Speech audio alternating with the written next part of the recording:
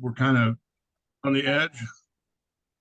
It's good. It's good to see everybody. It's good to have Paul with us this morning. I am going to turn introduction over to Bob because Bob knows him a lot better. But it's nice to meet you, Paul. Nice to meet you. Very honored to be with you folks this morning. Thank you. Paul Bergmann and I'll never meet personally, probably not this side of eternity, but he's my brother by a different mother. We been friends on Facebook for what, about a decade, bro? Yeah, it's been 10 years. Isn't that funny how you can actually get like a good friendship and feel so supported, and sometimes go through some really tough periods and then get encouragements from people you've known for a decade but you haven't seen in person. It's kind of wild. It's a spiritual connection that's more powerful than a personal, and Absolutely.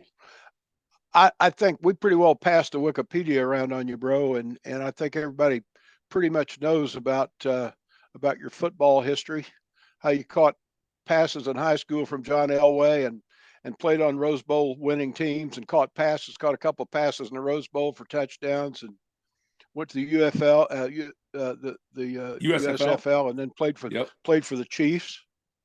We know those things about you, and I was thinking of a proper segue from that into where you are now, and it occurred to me that okay, you got one. Good. You're a man that knows how to score touchdowns, but you're touching down now in a way that is far beyond the natural. When Jesus separated the sheep from the goats, he says to the sheep, I was hungry and you fed me. I was thirsty and you gave me to drink. I was naked and you clothed me. And I know for a fact that that's what you get in your old trooper every morning and go do. And I can't give a better introduction than that. You're a classic representation of where the rubber meets the road. Why don't you just tell us about what you're doing and what got you there, bro? Well, thanks for that, Bob. I wouldn't know what else to do. I know it's just what I do. It's not and it kind of in a weird way, it's always been that way with me. And it's probably what drew me even as a young man and a kid to Jesus, uniquely so. I wasn't raised in the church, and my father was agnostic. He was intelligent. He had exposure, particularly to Eastern religions, and he took from those, and those were values. My dad was a prisoner of war during World War II, throughout the entire course of the war in the Pacific, in a Japanese concentration camp. And he learned, funny enough, he came out of that camp fluent in Japanese. Well, he's always good with languages, but it was just kind of a funny thing that this blonde Dutchman spoke incredible Japanese, but he also became fascinated with the Japanese culture. And you wouldn't think that. You'd think he probably would hate the Japanese. He didn't. He saw good and bad. There were good Japanese soldiers and there were bad ones. But he came out with an understanding of the Bushido code and the culture, and those were values that he instilled in me. And he trained me young in the martial arts, and so I had those values. My mom was just an incredible woman, a woman of love and grace, just a tiny woman, but so powerful in her love. She didn't go to church. She didn't own a car. She never drove a car, never got a driver's license, and was your classic immigrant mother at home taking care of the family. But she had a very strong affinity and love for Jesus in the most simple form. So her religious was a mother that was Catholic, but left her and her father for another man. raised by her father, who was a spiritual man, an Indonesian man in Indonesia, what was the Dutch East Indies at that time, and nominally exposed to some Dutch Reformed churches there, but didn't go to church. But she had a love for Jesus, and I saw that in her. And for me as a young man, it was the movies. I grew up with movies. To this day, it's my medium that I love. Film. I just love the art form and medium and communication of film. So, but as a kid growing up, I grew up with all the classics, all the Cecil B. DeMilles, and that's how I knew anything about the Bible. I didn't go to church, but the greatest story ever told, Max von Sydow and Jeffrey Hunter and King of Kings. You just go through the line of it. Robert Powell and Jesus of Nazareth. I was drawn to these movies about Jesus, and it was the 60s, and I had a sister that was 10 years older. We're very close. I was in her hip pocket in the 60s, and we're still incredibly close today. She's 10 years older than me. But Jesus and the 60s movement at that time were kind of synonymous, right? Make love, not war, love your neighbor, peace, sharing, living cooperatively, living communally. All these things were things I saw about Jesus that drew me to him. It wasn't lost on me that he was speaking out to the powers and calling them out, whether it was religious authorities or whether it was political authorities or the Roman occupation. He called that stuff out, and he preached an alternative message of love, grace, generosity, sharing, and he got murdered for it. And I noticed then in the 60s that happened too. JFK got assassinated, and then Bobby Kennedy got assassinated. I remember that live, watching, because he was in LA. My dad and I were watching on the TV, and he had just finished his speech, and I saw that live, because this was a guy that even at my young age, I was like, this guy's bringing hope. He's speaking of these values that somehow resonate with me. And then Martin Luther King got assassinated. So I was like, wow, this Jesus thing, it gets you killed. And it was just an odd thing.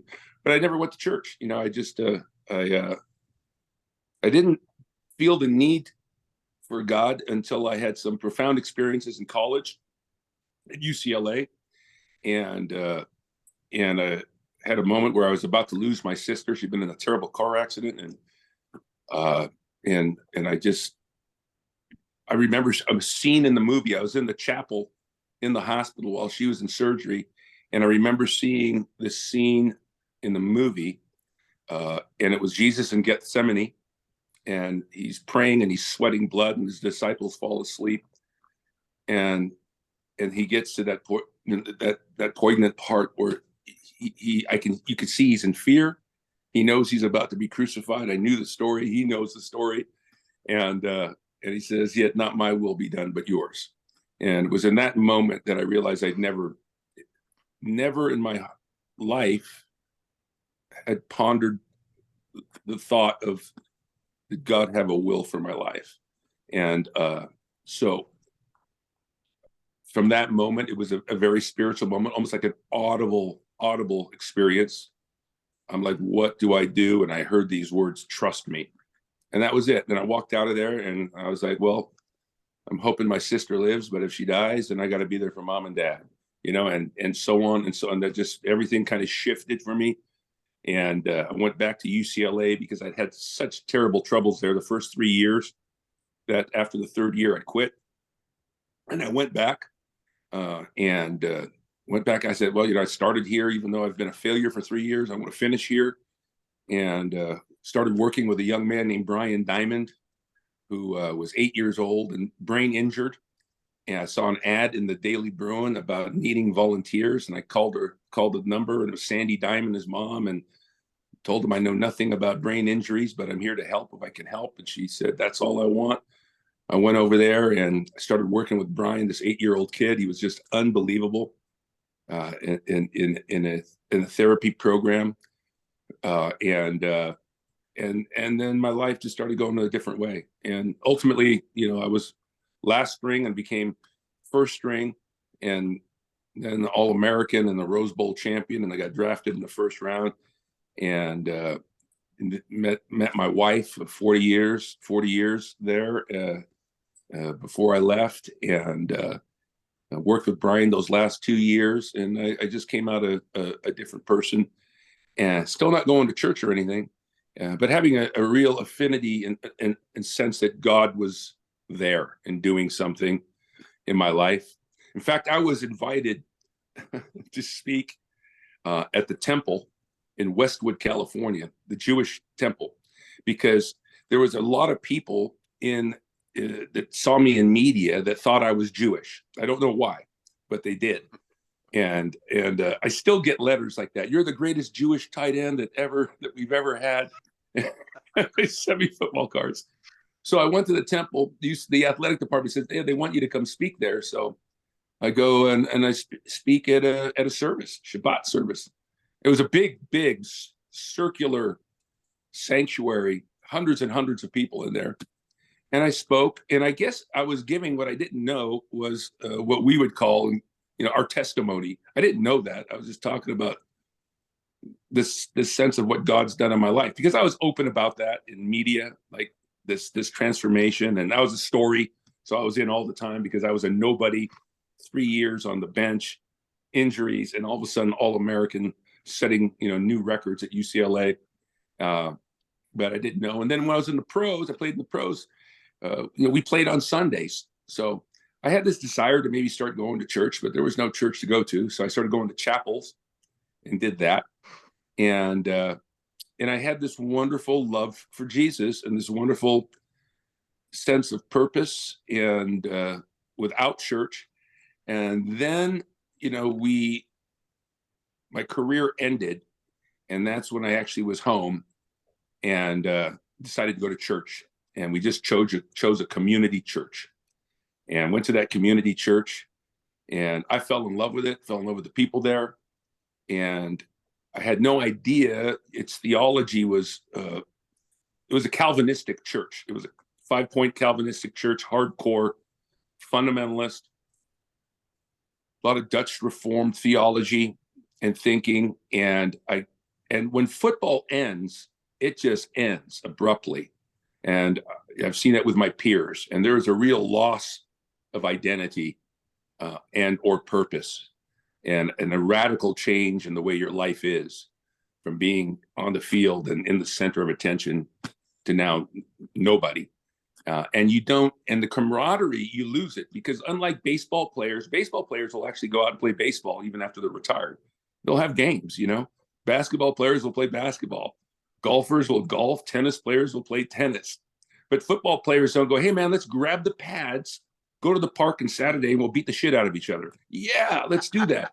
Because that gets easier as you get older. No, it ends. It just really ends, and you're kind of lost. And I found in this church a tribe, and then a higher purpose. And that's where it went off the rails, because it was very easy. It was, this cult thinking and mentality that we have. And when I say cult, I don't mean that to slant it. All religions are cults. They all are. All sects are cults. But there is this group thinking that takes place. And I was a team captain, AAA, number one, let's do it. And I ate that stuff up. The theology was easy to learn, but it displaced everything else that was in my heart before that. And pretty soon the center of my life wasn't Jesus, and my love wasn't for Jesus. My love was for correct theology. My love was for the Bible. My love was for being in the right and in the know. And my purpose was to take down everybody else around me that wasn't in the right. And I became a classic fundamentalist, fire-breathing dragon, and then went into full-time ministry and did a lot of damage, quite frankly, that I regret as I look back at it. So that's how I ended up going into ministry. Spent 10 years in my first ministry with an evangelistic organization, super fundamentalist, and we did a lot of bait and switch things, and some things that really were unethical, quite frankly, to get our message out. And then after that, I ended up pastoring this church that in Ojai, where I live now, for the last 25 years, pastored it for 23 years as a senior pastor. And in that 33-year span of ministry, things began to shift about 7 years into it. And I started to deconstruct, so to speak. And it started with a book given to me by a man that I love very much, who was actually a member of our very conservative ministry. He was on the board, but he was always the nail that was popping up. And that nail that was popping up in him was always this message of grace, you know. And he wasn't popular with the board or a lot of other people, but he was with me. He had my ear, and I knew him. He was a lovely man. Him and his wife they were like grandparents to Kathy and I. And I listened to him, and I chatted with him, and he gave me a book. And I always wondered, well, they didn't throw him off the board. They didn't throw him off the board because he had bank. You know, he did have money. He had a lot of money. And despite him being that nail that popped up, they liked the money, so they kept him on the board. But he gave me a book by Brennan Manning called The Ragamuffin Gospel. And I'm glad to say, and I don't know if you've read it or not, it's a great read of a man who went through his own deconstruction. And I read that and went through that. And at the end of the book, I realized, I looked in the mirror, that I was a fraud, and that I'd lost the plot, and had gone off the trail into the deep weeds, and I wasn't following Jesus anymore, and I wasn't living for Jesus, and I didn't even really understand what I was doing. And that took me on an academic journey now, where I broke free of the fundamentalists, teachers and theologies, and I began, which you weren't allowed to do, to read outside the box, right? So it wasn't just Moody Bible College anymore. It expanded to Harvard Seminary, Princeton Seminary. Started reading doing some higher biblical criticism, and I continued to do that. And I found out a lot of things that I thought were true weren't true, and a lot of things that I thought were true were at least misunderstood, or a lot of things that I thought I knew, well, we just didn't know. We don't know. And that was okay with me. I really began that, and I intersected with this church at a perfect time for them, because they were super fundamentalist too, and they were very nationalistic, which goes hand in hand. I spent a lot of time in Washington, D.C. As a flamethrower, speaking to legislators and government officials in big crowds of the hard right, so to speak, where I slid from center. I was always kind of a dead center guy, whatever is logical, whatever makes sense. I don't care if it's left or right, that's the path to go. And I slid hard right politically, because they were in bed together. And our church was like that. But they wanted me when they heard me. I wasn't looking for a job. I never thought I'd be a pastor. I got ordained. I'd studied formally. I'd done all those things. But all of a sudden I was here. And we felt we needed to at least explore it. So we did it. And then I spent 23 years here, just being a cheese that continued to move until it slid off the cracker. But that movement was always back towards the organic Jesus. So I really began to focus through that slide on what was Jesus, what was he calling us to do. And it was a hellish journey, because there was, for a long time, maybe the first decade, there was about 50% of the people after a sermon that would say, my God, you made me think. I've never thought of that before. Wow, I've changed my mind. And then the other 50% were, we need to tie this guy to a post and set him on fire, like now. So it was a long, arduous journey. I made a lot of radical changes at the church. We went egalitarian. We went from a church that women weren't allowed to serve, speak, or be in leadership positions, to fully embracing women in all positions, as well as on the board, and bringing equality there. We went from a really hostile environment, and not just hostile, but like just flame throwing against the LGBTQ community, to a church that didn't just tolerate them or love the sin sinner, but not the sin, but fully embraced and endorsed them as human beings, and welcomed them into our community. So those kind of shifts were pretty monumental, and I made a big shift in the way we did things. I defunded the missions program, which was very much in the sense of fundamentalist. This was really about going and converting people of other faiths and converting people of other cultures. And I shifted it 100% to humanitarian work to those suffering. And I divided the nationalism. I took the flag out of the church and off my right on the podium. And we put flags of the world all around the church, because this is the world is what we live in, and who we're called to love and assist. And again, and all these were painful gauntlets to go through. Then we had a massive church split, which was actually a good thing. And we settled into a really, I mean, everybody was welcome, came to our church in the community. I had Hindus, I had Hare Krishnas, I had people of all kinds of faiths. I had atheists that would come and became regular participants and members of what we did. We did a lot of humanitarian relief work. I had a fund there that I created that really was amazing. It was a chunk of money that I could just use and slice and dice to help people out. Kept a lot of people from going homeless that way, because going homeless here was generally a situation where you lost your housing and you were living hand to mouth, and you paid your rent for 7 straight years. You never missed a day, but now you got to go find another place, and the rent's gone up, and you got to come up with a first and a last. And it was the last and the deposit that was just killing people, and why they ended up living in their cars, and then ultimately losing a job that they had for 7-10 years. And we were just able to say, look, we'll give you the last to get that apartment. And if you can pay it back, great. And if not, just remember what we did and pay it forward.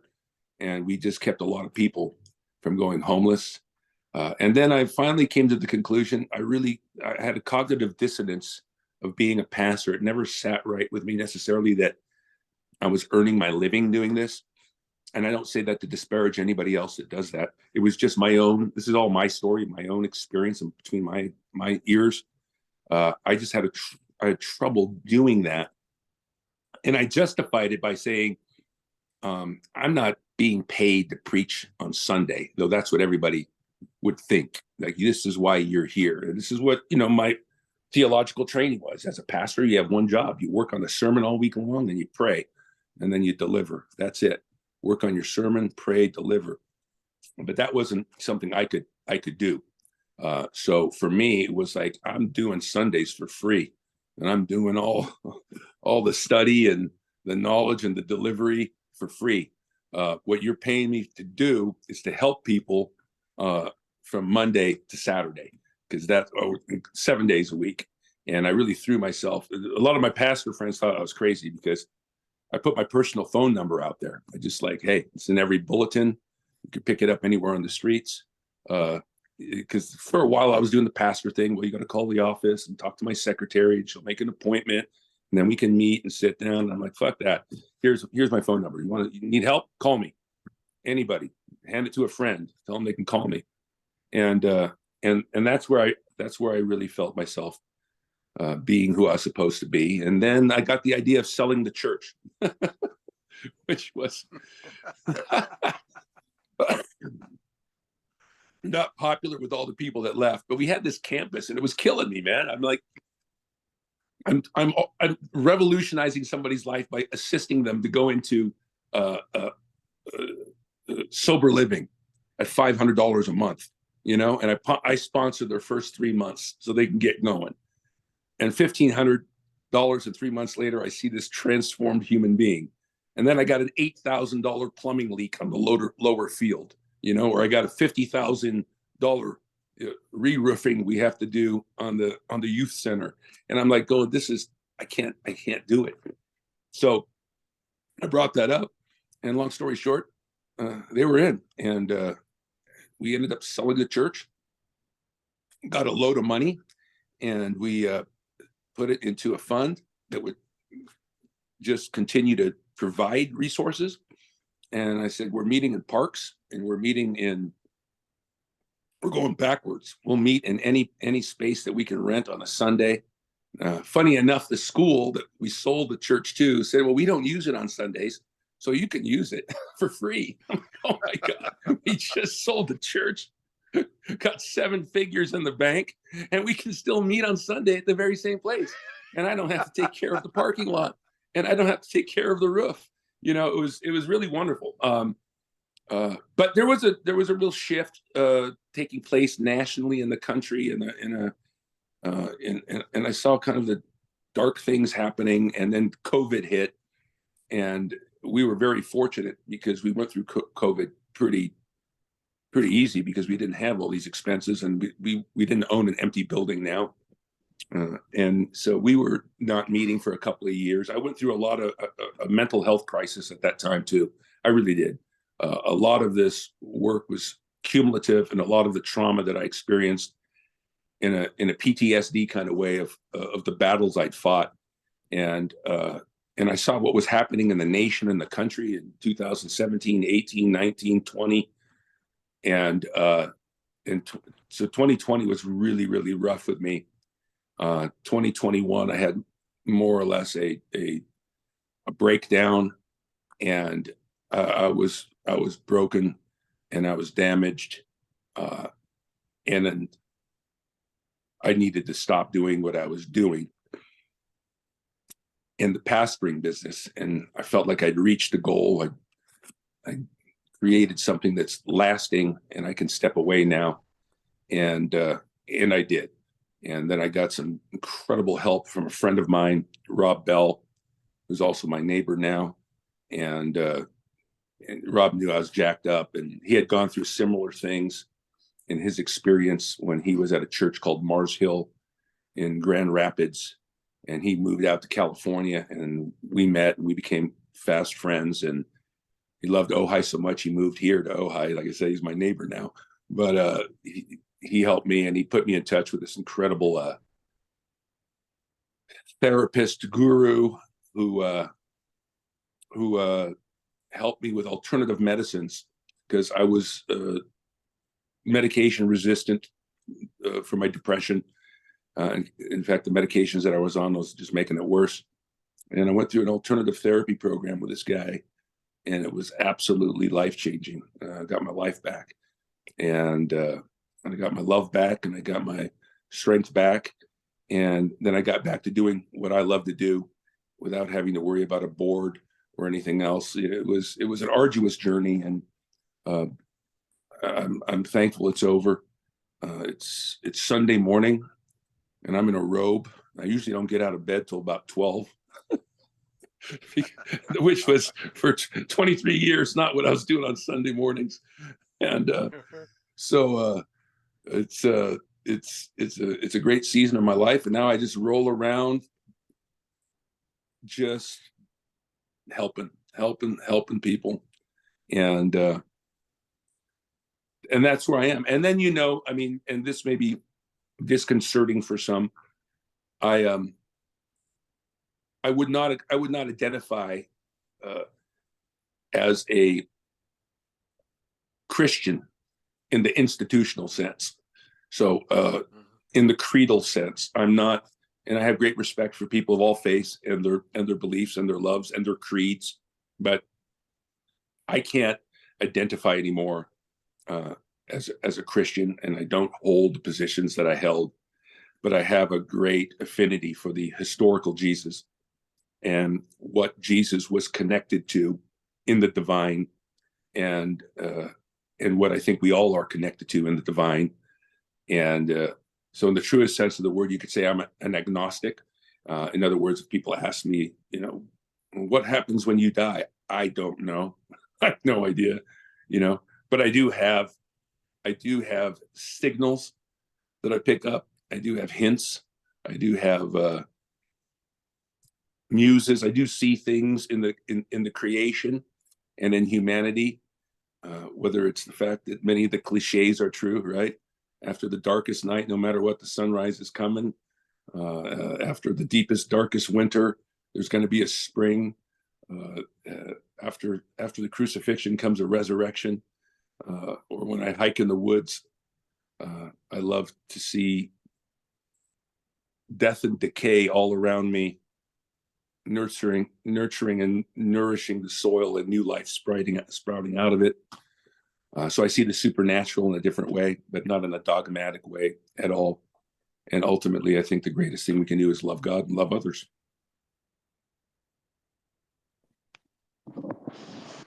That's it. That's my whole story. That's Jesus 101, brother. Yeah, I found Jesus again. I really do feel like that, because I feel closer to Jesus than I've ever felt in my life in quote unquote ministry. I feel like I'm walking with Jesus and Jesus is walking with me. And that is to feel that after 33 years in full-time ministry, like that I feel like I'm closer than ever before and more walking in step with. That's a pretty serendipitous gift. I feel very, very fortunate. I have a lot of gratitude. Joni Mitchell said we've got to get ourselves back to the garden. And what you're describing to me is you're doing what Adam did in the garden. You're walking with Jesus. I mean, they got together and named animals and stuff. Yeah, I mean, they got together and, hey, we got this deal. Let's name these animals and let's do this and let's do that. I love that. And that's where once the Bible stopped being this object of worship, where everything was understood and could be explained theologically. Once that ended, the Bible became more fascinating to me when I saw the humanness of it and the human beings that wrote it. It just became, I mean, I love the story. You mentioned stories like that. My mind just starts percolating about all the wonderful truths and divine revelations that are coming through stories. They don't have to be literal for me anymore. They're to be magical. They're even more magical. And I see that because these stories go on all around us. I see the divine in everything around us. It's in the when I get a hamburger and go through the drive-through and look at the person in the window handing me the sack with a hamburger in it, I see a human being, and I try to take those kind of moments to acknowledge them and look them in the eyes and to be present. And I do that with a lot of the street people I work. I spend a lot of times on the street. I hand out sleeping bags and tarps and food, and I'm just a one-man show, so to speak, in that way.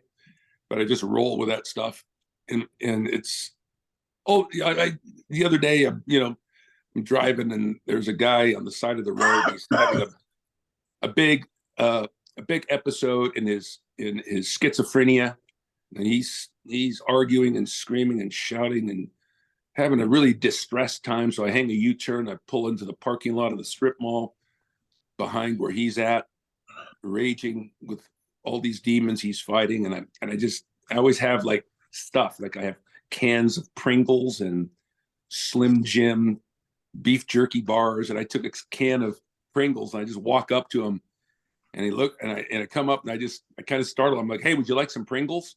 And he just snaps around. And I got this tin of like new Pringles. I go, it's a new can. You want it? And he just looks at it. He starts smiling. And whatever he was in, whatever turmoil and torment he was in, he smiles. He takes my Pringles. He sits down on the bench and starts eating Pringles. And he's happy. I didn't solve his problems. If I could, I would. I put a hand on him and heal him from his affliction. I can't do that, but I could hand him a can of Pringles and stop where I was going for 2 minutes and see him in a good space. And that's the kind of stuff I like doing. You don't know that didn't heal him, bro. I don't know. You're right. I sell it short sometimes on what, because I know I've been on the receiving end of just, oh shoot, you, Bob, I'll post something and just being honest and open about whatever it is, and then you'll you'll respond or you'll send me a song. And as a recipient of people and their random acts of grace and kindness and encouragement, I know what that means. I know that it really does make a difference. So when I greet somebody behind the counter in the grocery store and I chat with the gal there, and she just isn't a machine, hitting all the fruits and vegetables with the codes, but actually have a conversation with her. It's really cool to have that kind of interaction. It's just it's so tasty. It's so fun, and that's the way I want to roll. I was thinking Jesus said it best when he said, "Come unto me, all who labor and are heavy laden, and I will give you rest." But who's more involved in those struggling to fulfill their ministry? He's called us to a life of walking with him, talking with him, enjoying him. It's a big difference. Oh, you use the word enjoying him. That's so great. Yes, because there really is enjoyment. There's a real joy that just comes from that, and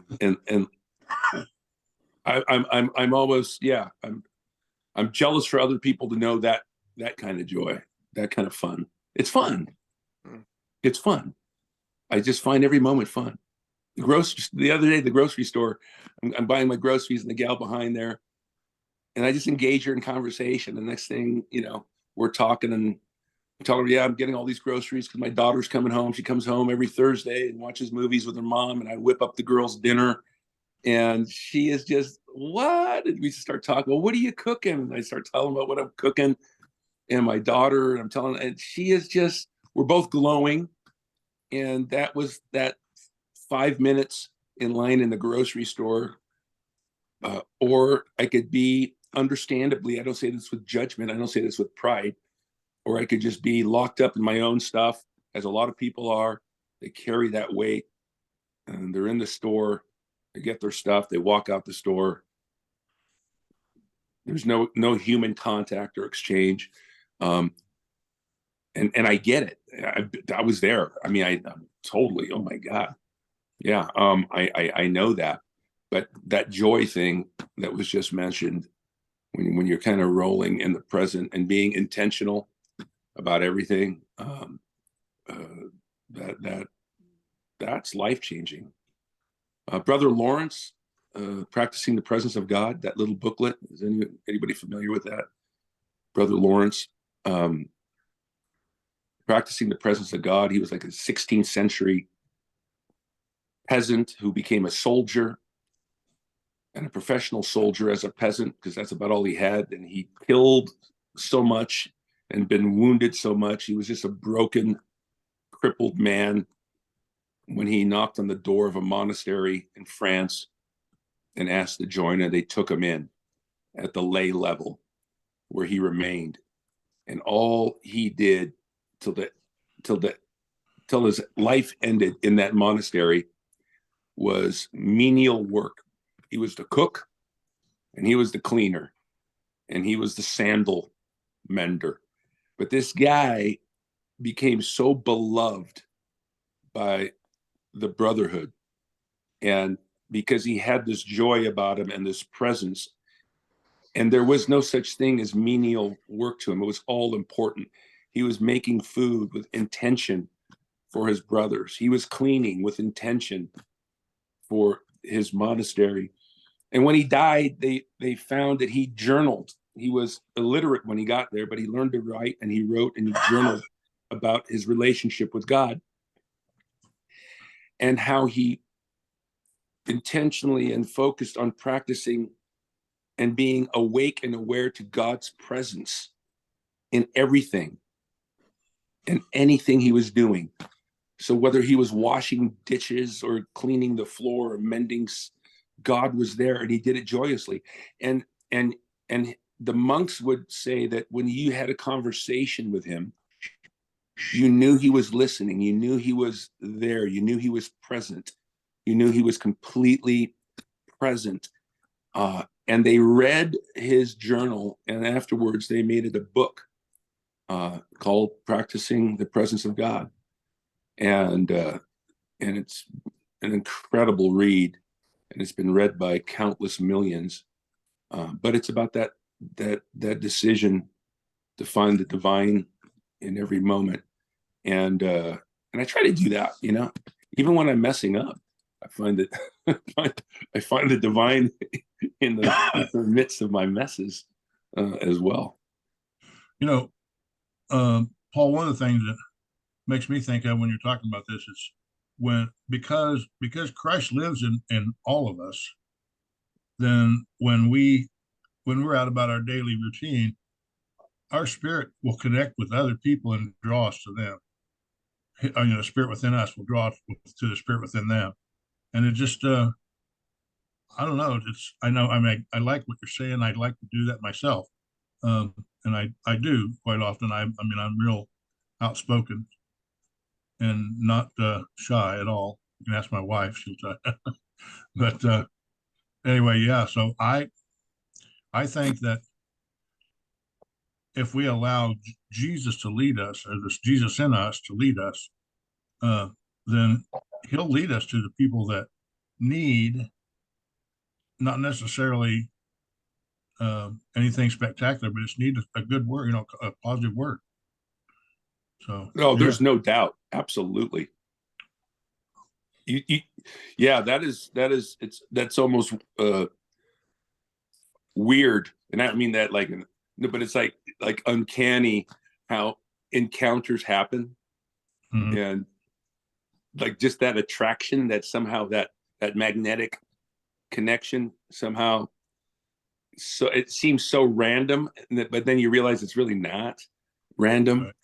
That this thing was drawn together, and in that moment, because I've had them. I've had so many of them on my personal end where people have come and intersected with me, and I left going like, "You got to be kidding me!"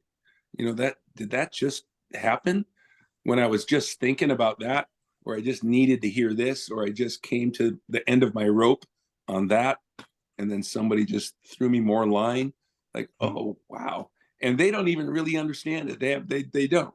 It's sometimes it can be so brief that you can't even get a chance to explain it, and yet there it is. Later in the day, in the evening, you're still lingering on that little random encounter and the words that were spoken, and I like to think, at least, and I know, in fact, because many have come back to me or wrote a note or whatever, and let me know what that little word meant. Quite frankly, I love, like Bob and I have been friends for 10 years, and it's one of those things, right? So this is the good, and bad, and the ugly. You got this thing called Facebook, and it can be a lot of things, positive or negative. For me, it's become an unbelievable community of friends, of people that I've never met, but I know and know me, and who will often, where you can communicate with somebody and find, oh my God, somebody else is going right through the same thing, and or get a word from somebody that goes like, oh, or just get a random message, whatever, just a message that comes out of nowhere. Hey, thinking about you, and blah, blah, blah. And you're like, oh man, that is so good. So in that sense, that has become and has been that social media thing, which I know is a double-edged sword, but for me, it's been far more positive. For me, far more positive, and I'm grateful. I'm grateful for it. That's my experience too. Dana's got a question or something. Hi. Hi. I loved your testimony. But I missed out on the first few minutes. And did you talk about how you met your wife and your family? Because I haven't heard about that part. Yeah, my wife and I met at UCLA, where we went to college, and ironically, I had quit college. I was there on a football scholarship to play football, And in my first 3 years there, I had had multiple surgeries and injuries, and was really in a bad state of mind, and was struggling academically, and I had a horrible coach. This coach was just a horrible person, and what I mean by that is he was just constantly berating and negative, and I was always the kind of guy that if you told me I could do something, if I could be great, then I would aspire to do it. And if you told me I was lousy at it, I would believe you then too. You know, so after 3 years, nothing happened. Then I quit, and then I went through this spiritual experience, that was aligned up with my sister being in a terrible car accident. But I had this experience, and I decided to go back, and that was an experience with God. And I decided to go back, and I went back in my 4th year, and then I had in my 4th and 5th year there incredible success as an athlete, and in that 4th and 5th year is also when I met what would be my wife of 40 years. And so I always look at that pivotal moment of going back as being like, wow, because the best thing I ever got out of UCLA wasn't the Rose Bowl championships or beating USC or being All-American. It was my wife. And 40 years later, we still feel like we're on a honeymoon, and we're really enjoying the season of life together very, very much. And so that's how we met. And we have 4 kids, 2 boys, 2 girls, and love them all, and I'm grateful for them. I've been very, very lucky. And I have to use that word because a lot of people look at my 4 kids and they'll say, man, you did such a great job. I'm like, man, listen, I'm not saying I wasn't intentional as a parent. Both Kathy and I were, but I don't take any credit for who they are or what they've accomplished.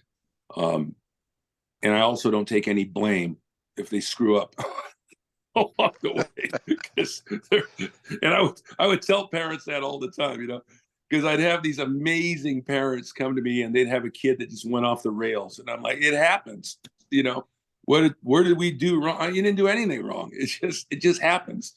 And on the flip side, I'd see just amazing kids come from horribly broken homes and broken people. And you're like, well, how does that happen? You know? And you're like, well, it just happens. So in the kid department, I don't take too much credit or blame, but all 4 of them are pretty amazing, and talented in their own ways, doing their own things. And I'm proud that we've let them be that.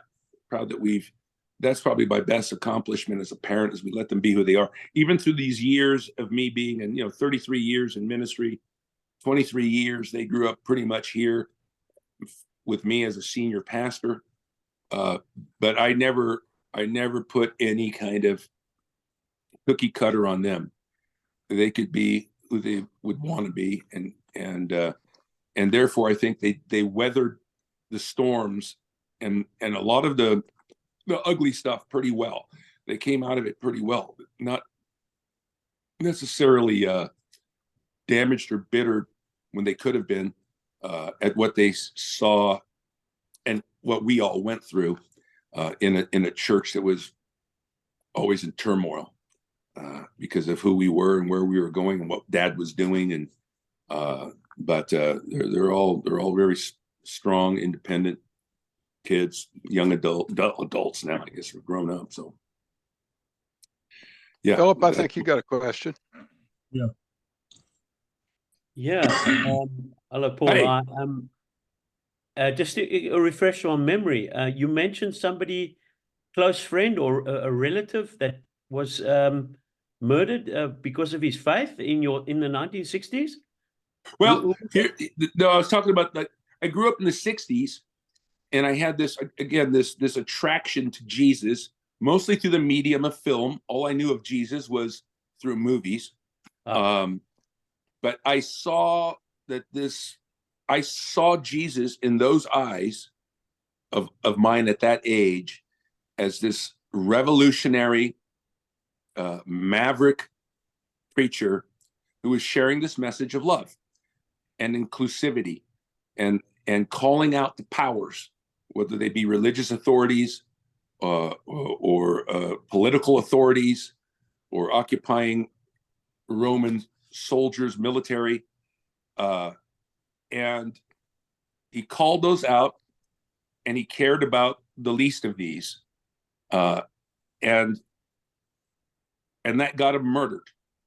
And then in my time in the 60s, I was acutely aware that people that had vision like that, visions of inclusivity, visions of sharing, like there's enough for everybody, were getting murdered, whether it was JFK, the president, or whether it was then his brother, Bobby, who got murdered. But he was running for president as well. And I saw that assassination live. My father and I were watching it on live TV because he was in Los Angeles speaking when he was shot. Right. And then Martin Luther King. And Martin Luther King hit me really, really hard because my father, who immigrated to the United States, got to the United States because of a friend, his best friend that he had made while living in Indonesia, worked for the U.S. consul there, was a diplomat from Washington, D.C., and he helped my father get into America through the process and sponsored him. And Otto was a black man, a graduate of Howard University, a prestigious black college, served in World War II. Otto was a journalist. Otto was a diplomat. Otto was incredibly brilliant man. And as a boy growing up in the States, Otto was like a grandfather to me. And he was hugely involved in the civil rights movement of the 60s in Washington, D.C. And I got to understand the Black experience in America, because my family were immigrants, and my dad was kind of freaking out too. Like he knew Otto in Indonesia, you know, and they were best friends, and they would go to jazz, and they would go out to music, and they do this. My dad gets to America, and he's like, Otto, you know, let's go to Las Vegas. Let's go see the Rat Pack. And he's like, oh, I can't get in there. You know, I won't be allowed in there. He's like, what are you talking about? And I got to see that firsthand. I got to see it because Otto's wife, Justine, was also a black woman, but she was also albino. So she was a black woman in white skin.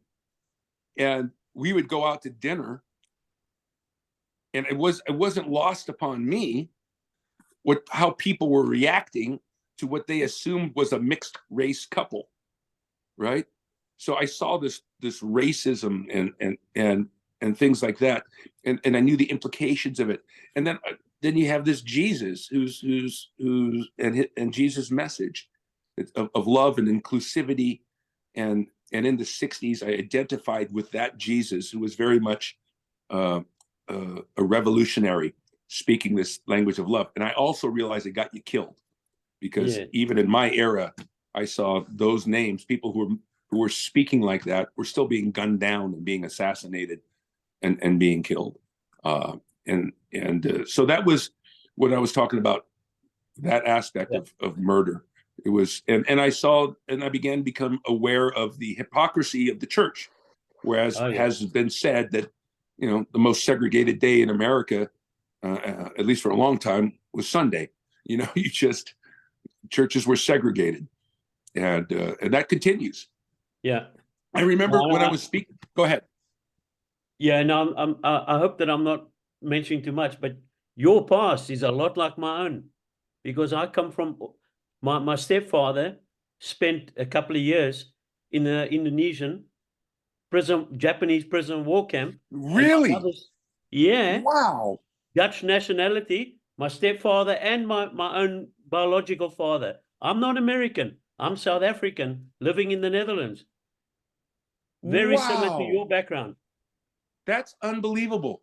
Yeah. I mean, it's so rare that I have somebody that might, you know, have a bit of an understanding of that period of history. It confuses a lot of people.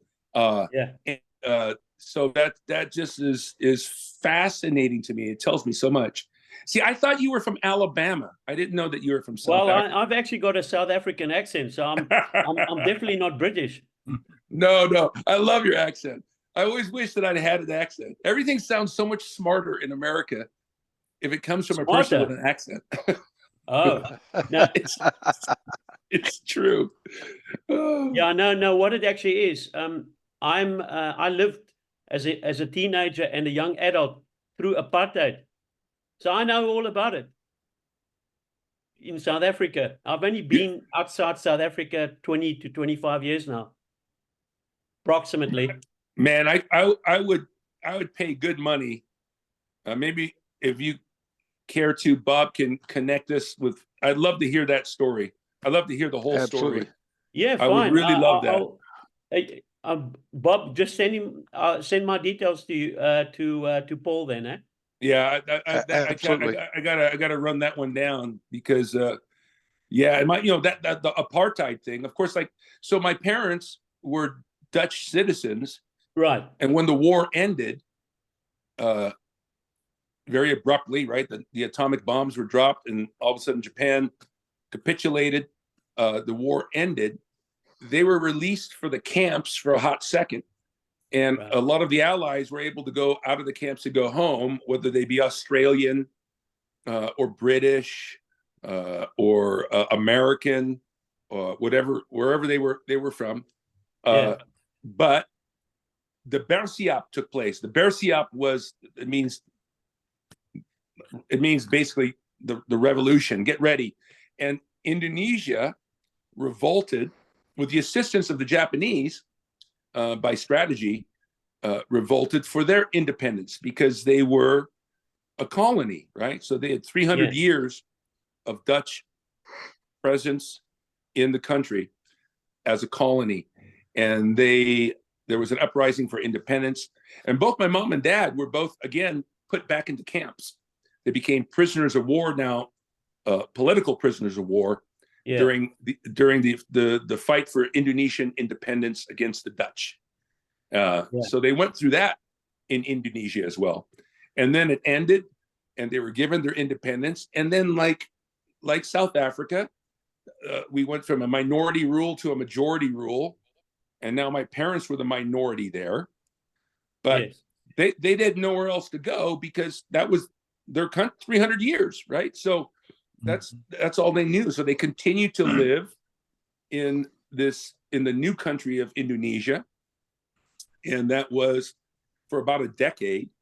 And then after about 10 years, it got hot in there again politically. There was a lot of internal uprising, and then at that time as well, a lot of anti-Dutch sentiment that was literally going into the streets in violence and acts. And then they sent my sister out of the country, and then my mom and dad had to flee again. They fled for their lives. They lost everything twice over. First in the Second World War, when the Japanese invaded, and then a second time in the upheaval in Indonesia, and that's how they ultimately got to the United States, to my dad's friend. But that's a fascinating piece of history, man. I'd love to hear all about it. Yeah. Well, unfortunately, my stepfather was an alcoholic and he couldn't get over how he was treated in the Indonesian prison war camp. It basically, he drank himself to death. It stands to reason. The things I heard from my parents, because I wanted to know, and it was in the right times and places, because I wanted to know, and they told me about that. They never did it together. It was always either I was with my mom or I was with my dad, and we would talk about the camp experiences. I don't know how they survived that emotionally. I don't know how they survived. I don't. I really don't. And I understand people who didn't and who couldn't. I got that. But I would always look at my mom and dad. Knowing these stories and what they experienced and saw, it never ceased to astound me that they were even alive. But I can understand what it's just beyond comprehension for most of us what people went through like that, or people are going through today. And that's a thing that I'm super, boy, I do struggle with a lot of existential despair. And that was really my nemesis, because like anybody who's built a certain way, and I am, I can't help but see the pain, and I can't help but identify with it, empathize with it, whether it's people on the streets or whatever.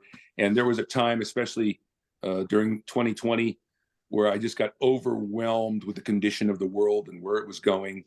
And it broke my mind. It just broke my mind, because all I saw, all I could see, all I would see, whether I turned on the news or picked up something to read, was just all the bad, the bad, the bad, the bad, the bad.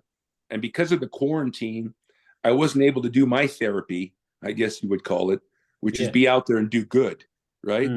So I was sequestered. So that was really driving me crazy. And then when I got into good therapy again, what it did for me in my brain was once again allow me to see all the beautiful and all the divine and all the good alongside all the bad. It's not like I came out of these like, oh, now I'm impervious to the war in the Ukraine or the suffering on the street that I see around me. No, I see all that, but I also see the good, and then I can also be a part of the good by doing whatever little bit I can to make the world a little kinder, and that's a really good therapy for me in the midst of my sensitivities. Yeah, but It's just one interesting, final Paul, that thing. I just want to say one final thing, if you don't mind. I've gone through a similar experience to yourself as well regarding your faith. I left the institutional church system in 2008, and I discovered what's called organic Christianity through I love authors that word. like Gene Edwards and Frank Viola. Well, it actually got me into a lot of trouble. Yeah. So, I still believe in the form and function of it, but I just felt, the grace wasn't really taught so much in their writings.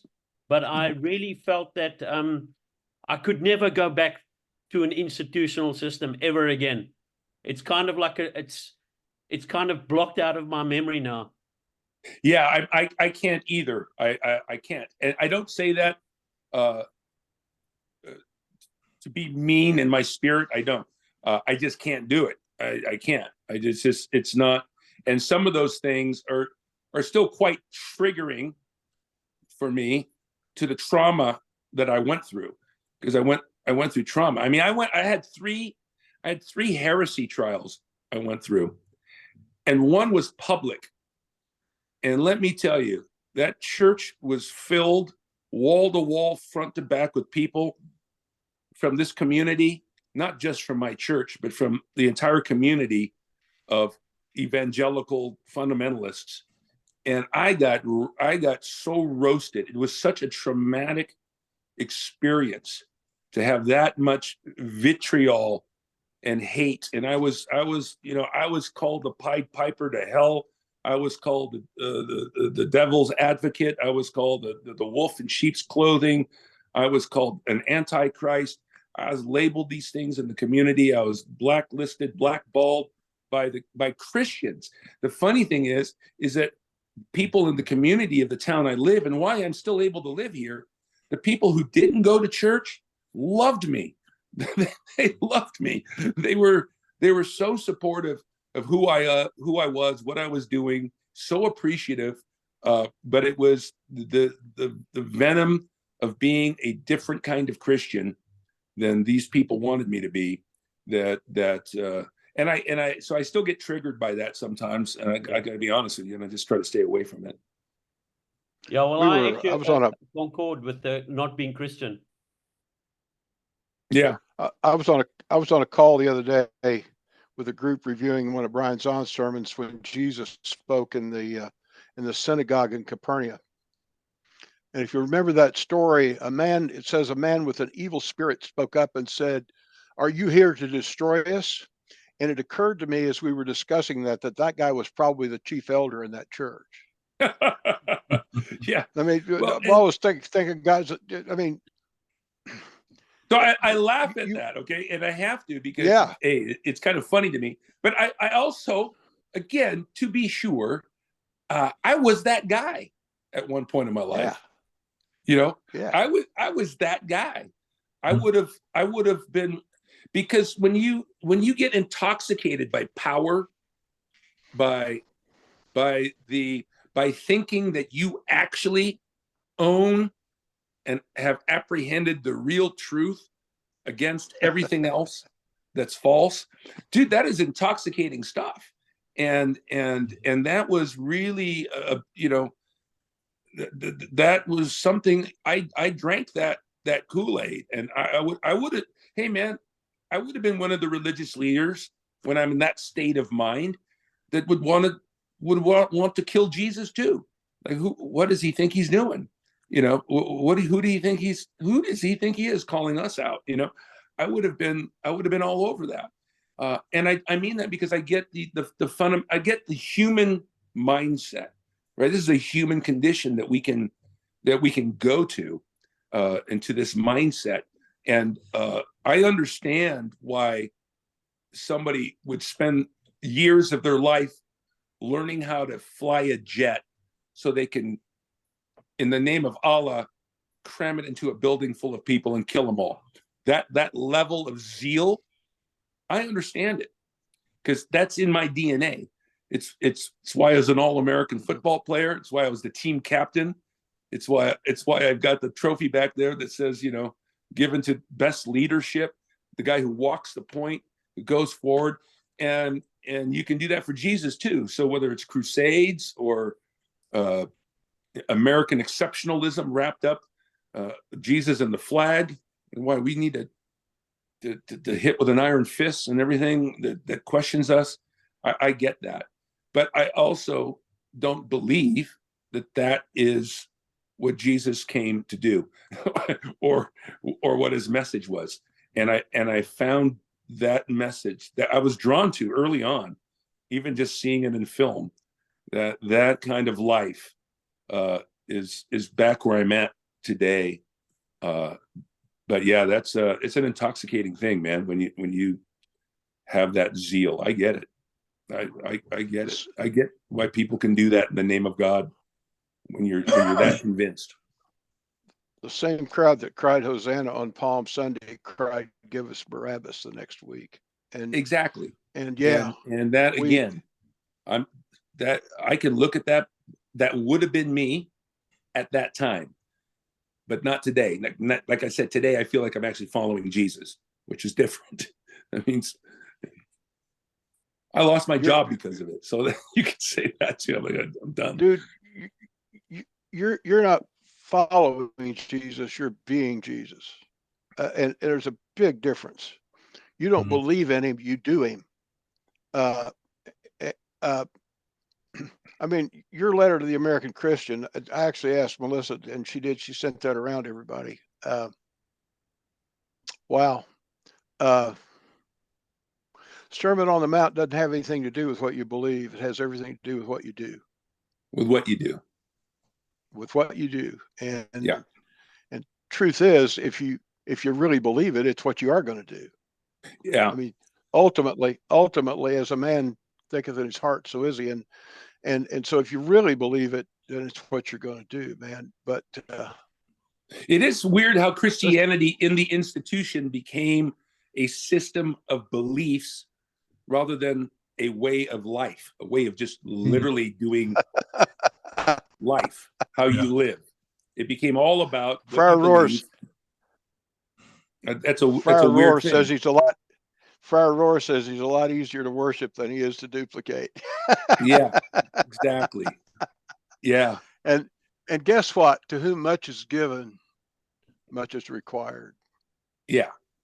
We know this now. Yeah. And I'm okay with that now. Amen. Well, we're actually responsible for it now. Yeah. Yeah. We really are. And I like walking around with that responsibility. I do. Yes. It engages me with the world. It's in your every DNA, bit of it. bro.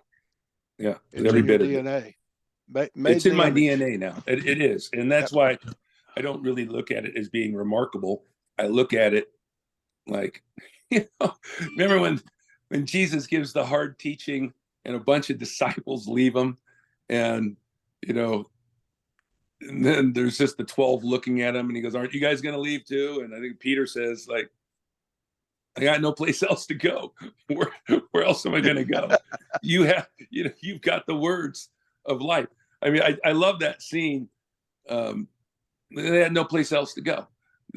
I mean, they could have made, but I can't help but do this, and I can't help but do this. I can't help it. So it's like you say, now it's just in the DNA. So it is what it is. Well, you Anyway, got your hand yeah. up, bro. Yeah. I was just going to say real quick, is there a single specific issue that started you on the path to deconstruction? Or was it reading the Ragamuffin Gospel? Or was there a specific issue in that book that opened your eyes? That's a great question. Not really, it's a $64,000 question. And the answer is yes. And in that sense, that book was a pivotal moment. Now, it wasn't just the book. It was my internal wrestling with what I knew. There was a period before I read that book in my ministry, my evangelical ministry that I was in, that I was a part of an outreach to Catholics, because in our theology, the Catholics were the false church. It was, Catholic Church was the great whore of Babylon. Pope was the Antichrist. I came from that kind of slice of fundamentalism. But we can try to save them by giving them the truth.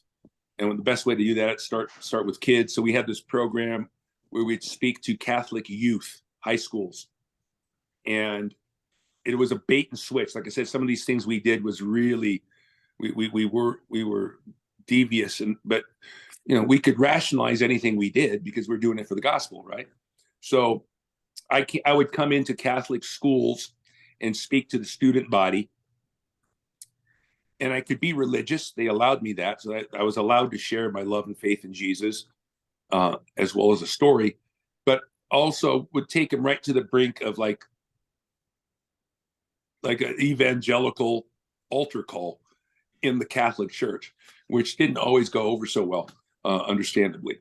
I mean, some of the brothers and sisters, they knew, like, whoa, wait a minute, this sounds like there's a different agenda going here, and there was, but we didn't care, because if they made the confession, or they checked the card, because we had checks, we could count the checks, and we say we saved so many souls and raise money to do more of it.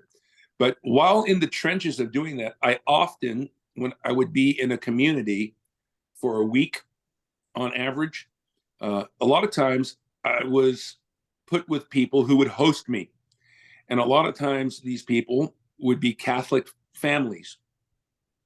These Catholic families would host me, and I would be with these people. And I came to meet such amazing, wonderful Catholics who really did have an incredible love for the organic Jesus, and not so much for the institution of Catholicism, but for Jesus, and who were in their own faith tradition really living out the life of Jesus, like really working with people on the streets, really doing Catholic charities that made a difference at the human level. And I would witness that.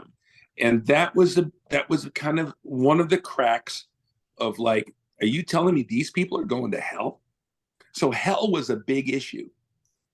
Like, my mom, who is the most gracious, most loving person, who had this simple love for Jesus and literally was living that out in loving God and loving others. She just did that. She didn't go to church, but she did that.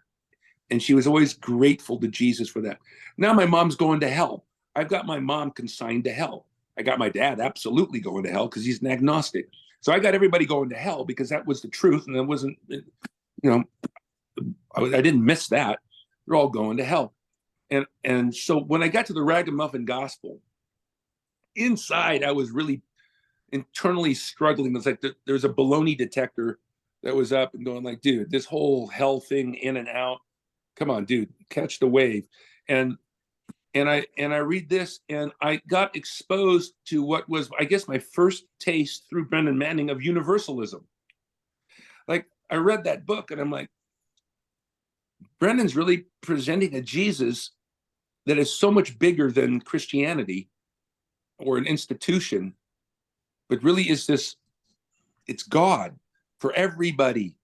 Everybody is divine. Everybody is loved. And everybody can and should be given that opportunity. You know, you can't just go to hell because you missed the memo or the missionary tire blew up before it got to the village, or, you know, and I had all these people consigned to hell, and I had professors telling me they're going to hell, you know, and what we are is, as Calvinists, there's a conveyor belt to hell, and we get to pluck a few people off, and the rest go dump into hell and they burn.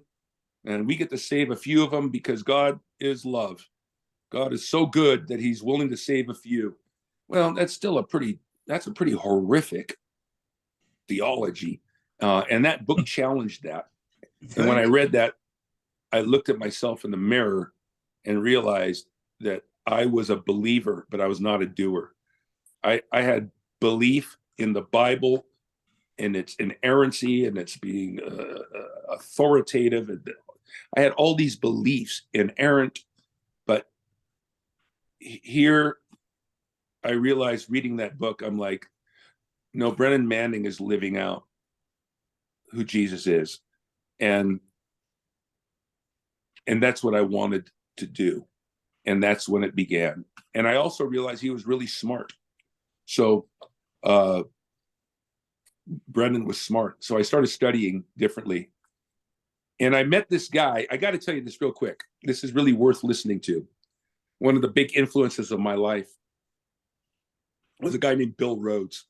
And I met him while I was a pastor here. And a friend had told me about him because he had lived in Ojai many years before, as a matter of fact, when he was a kid. And now he was back seeing friends.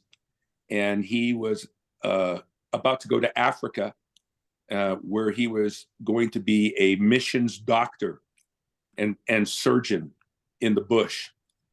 And so I was fascinated by that. So Bill comes, and Bill tells me his story, which he barely graduated high school, got out with a C average, and was working, laying concrete pipe, and then met his girlfriend, who became his wife, Laura, and she was a Mormon, and they started dating, and Bill really loved her, but he wasn't a Mormon, and then that kind of became a problem for her parents, and but they continued to date.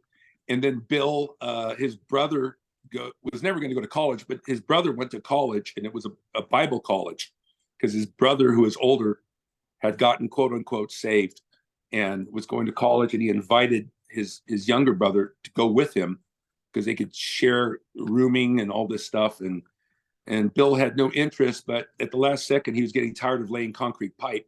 So he joined his brother and went to college. And that's where he got exposed to Christendom and to the Bible. And he fell in love with it. And he graduated against all odds. And then he moved with his wife, Laura, and who had left Mormonism. They moved to Israel, and he began to study there. And he got his master's degree at Hebrew University in religious studies, particularly focusing on the Second Temple time period of Jesus. And he got exposed to incredible scholarship there. And now he's working on his PhD. And while he's there, he picks up a hitchhiker in Nazareth, heading back to Jerusalem. And this guy was from the UK. He was an English boy, and he was young, and he was training to become a doctor. And he was also a believer. And Bill was like, hey, man, you're a believer. I'm a believer. Why don't you do what I do? Why aren't you going to like seminary? Why are you doing medicine? And the guy says to him, I just feel like I want to be God's instrument of healing in some small corner of the world. And Bill drops him off, and he gets home, and he tells Laura, he goes, I think God just called me to become a doctor. And she goes, well, you didn't pass biology in high school, so I don't know how you're going to become a doctor. He goes, we got to move back. I want to become a doctor.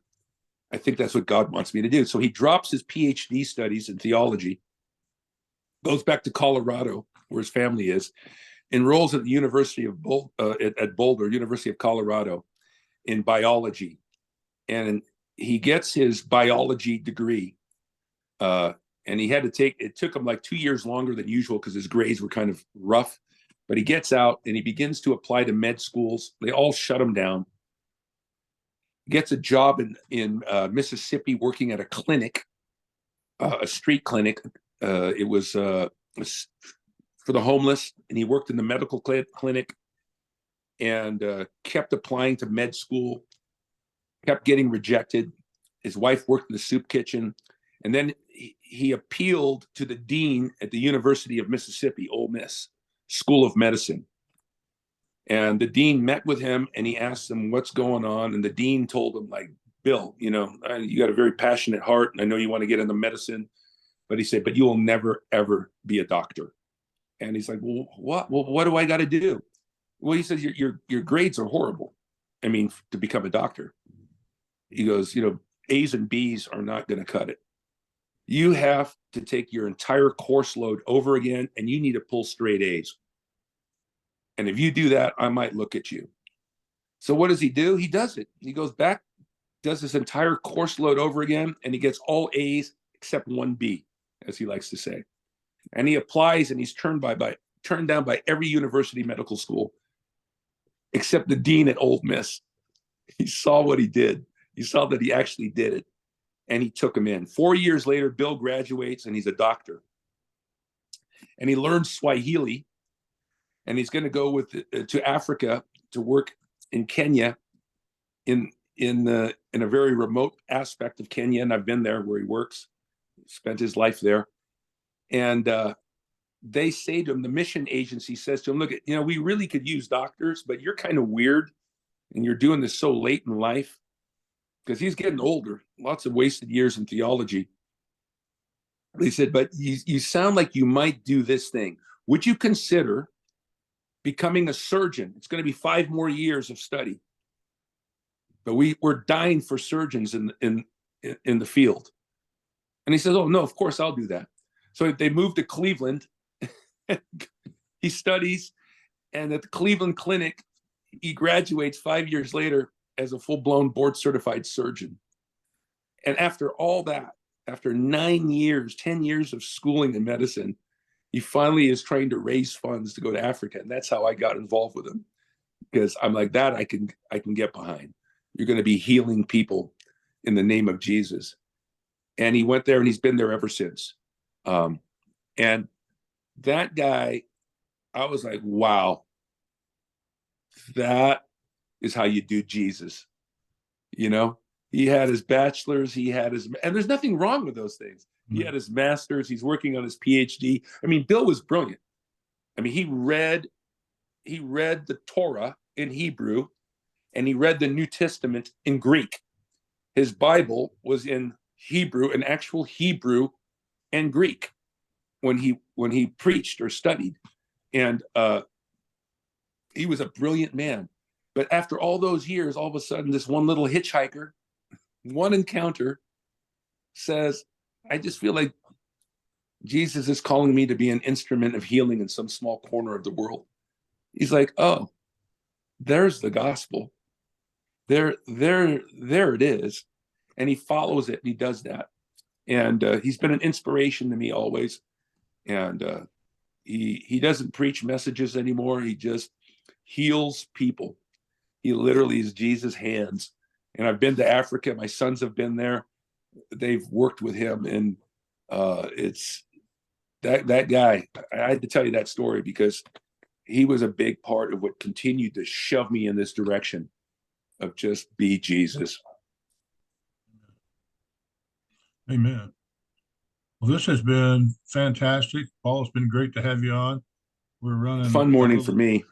Running a little longer than normal. Well, that's cool. Oh, that's always happening with me. I'm sorry. I know that. it's all good, brother. So couple of announcements. We will meet at 6 Mile Chop House locally tonight. Let me know if you can be there. That'd be great.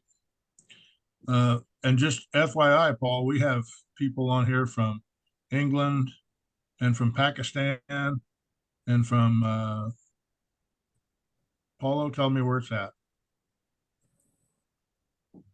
Luxembourg. Is that right? Yeah, I'm not from England, by the way. Oh, I know you're from the Netherlands, but Joe's from England. Oh, yes. So yeah, we have quite the mixed group here. Oh, it's amazing, right? This is Yeah, so we love cool to be able to meet like this from Yeah, all over. we've been doing this kind of off and on since COVID started, really. So it's all good.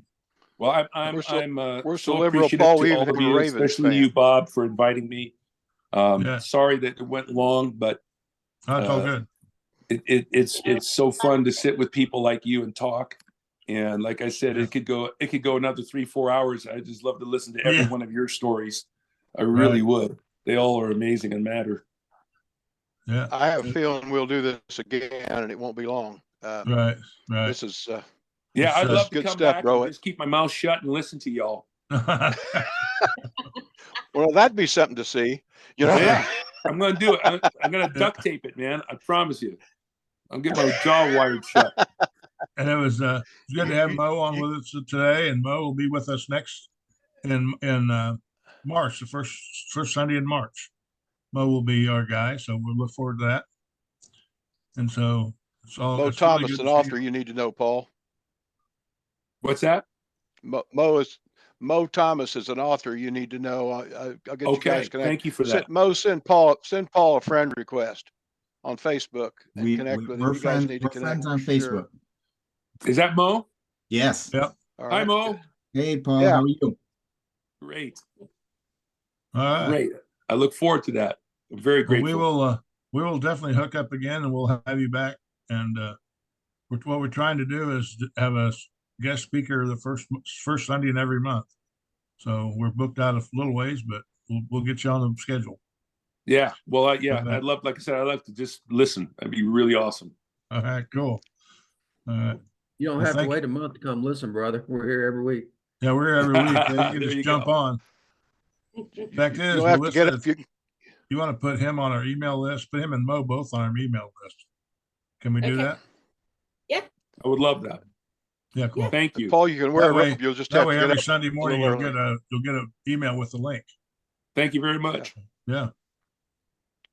So, all right. Bob, will you give him my email address, or should I contact Paul on Facebook? Facebook's a perfect place. All Very right. good. Just reach out. And Paul, you can still wear a robe. You just have to get up a couple of hours early when you come on our call. Okay. Yeah. Hey, man, it's like this is winter for us right now. We got a storm going on right now. It's raining. It's cold. I got my robe on. Sounds like you needed some rain. It's great. I You love blessed it. us, Paul. Thank You you. blessed us, yeah. I feel nothing less by all of you. It was really, really fun. Really fun. Thank you so much. You bet. It's good to have you. Love you all. We will see Love to you all. either sometime during the week or next week. Blessings. Be blessed. Shalom. Shalom, shalom. Shalom, peace and strength. Bye. Salam.